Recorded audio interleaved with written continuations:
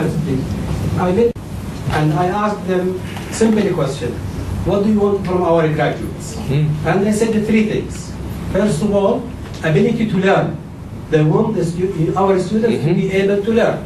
And then the second thing is communication skills, and they have to master the basics. These are the three issues that if we develop our universities and our colleges to do these three things, I think we'll have graduates that are ready to be positive citizens. Yes. Yep. Thank you very much. His Excellency Samir Murad. Your Excellency, nice to see you again as always. I know you and I share many views on issues related to employment and education.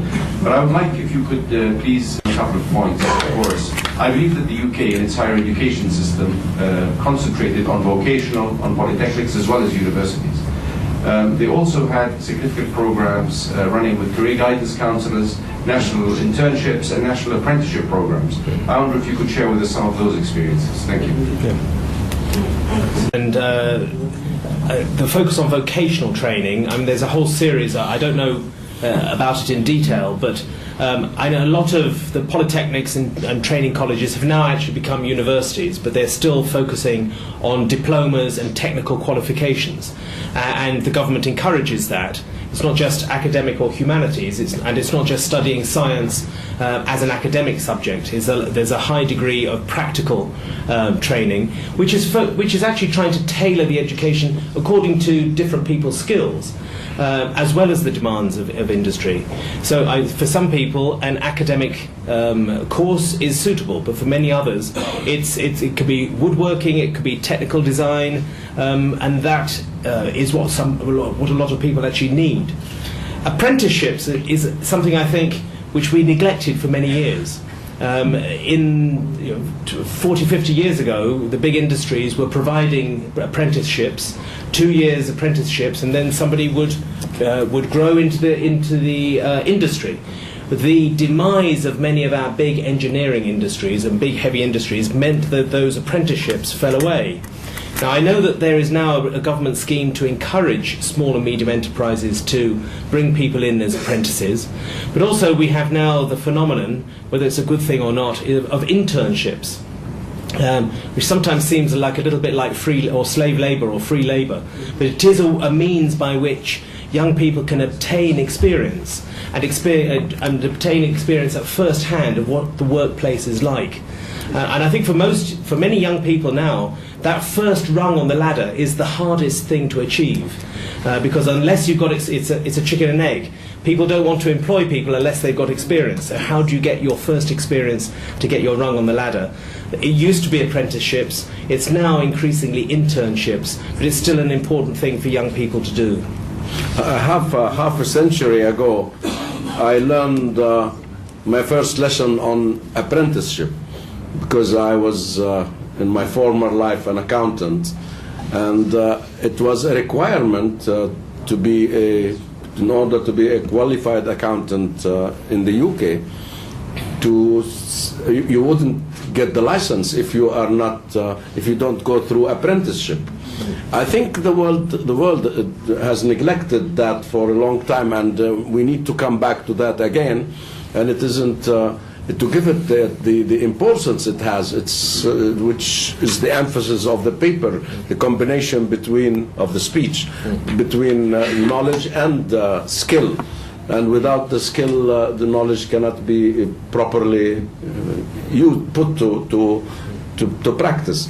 So I think we need to do that, and we're trying to do that. I want to tell you, Your Excellency, we're now working with the Jordanian government and with the governments of Germany and Canada, and hopefully we will be coming to you also for advice on establishing the first vocational academy of its kind, which would be a proper high-quality academy that would produce technicians and experts in skills that are badly needed, particularly in the knowledge age era. So we are now in that process, and we're working on this establishment. And through that, we would like to present a program of apprenticeship So it is not just a vocational training program, it is a place where any skilled or any graduate from any career who can come for apprenticeship as well. So we will come back to you on that when we have a ready proposal, which we are working on now. Good. Yes, please. Ambassador to Jordan, good evening, Dr. Talal, Abu-Ghazaleh, and thank you for your kind invitation. My name is Fadi Dawood. I work for the USAID-funded fiscal reform project in Jordan. My question is in particular about the British mission in Jordan, or the British government support to Jordan. I'm sure and definite of the big support that the British government and the British mission, or the British Agency for Development in Jordan, and the big support they give to Jordan. I'm wondering if you can tell us more or educate us exactly what sectors the British government in Jordan is supporting, or the British embassy, and in particular the education. I know that there's the RFK project, is the education reform for knowledge, and several education projects funded by several international donors and agencies, and the British government and the British agency is one of the biggest donors to Jordan. But what in particular sectors, specifically also the education, the British is supporting Jordan, or what's the plan for the future? Thank you. And maybe, Your Excellency, you can touch on the partnership fund. Yes, that's what I'm going to do. Good, Yeah. because that's very important. Yeah. Thank you. Yeah. Though, let me start off by saying that in the last 4 or 5 years, the UK has not been one of the main donors to Jordan, because the Department for International Development actually closed down in Jordan in 2006. Jordan was a victim of its own success. You'd gone above the GDP level, and our Department for International Development only does projects in countries in Africa and places like that now. But now we do have this new project, the Arab Partnership Programme. We've only been doing it now for less than a year. We focused on things like Oasis 500 and another small project called Mowgli, which is a British foundation that does business mentoring. And we're looking at projects for our new financial year, which starts in April. Priority sectors are going to be a small amount of looking at assisting political reform, but particularly economic reform, and the word that Dr. Talal has used is employability, and helping to bridge the gap, the skills gap between people coming out of university and the demands of employers. And that's where I think we'll put our main efforts. On education, of course, we have the British Council here. The British Council have been here for years, and they've been focusing on English language and educational reform. They've got a lot of projects, for example, Connecting Classrooms, which tries to bring British classrooms and Jordanian classrooms together.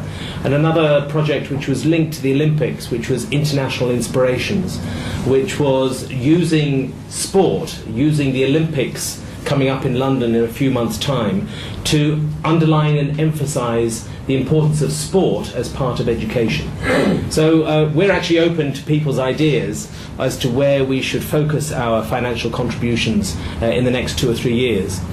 The other thing that is important is that in addition to the Arab Partnership Programme, because the UK is part of the European Union, the G8, partners in IMF, EIB, EBRD, and all these other international financial institutions, we can help to steer the policy of those big organisations to tackle and to address the specific issues which we identify in Jordan as being important. And part of the dialogue that we have with the Ministry of Planning and International Cooperation is to look at those wider projects of which the UK is a part, and an influential partner as well.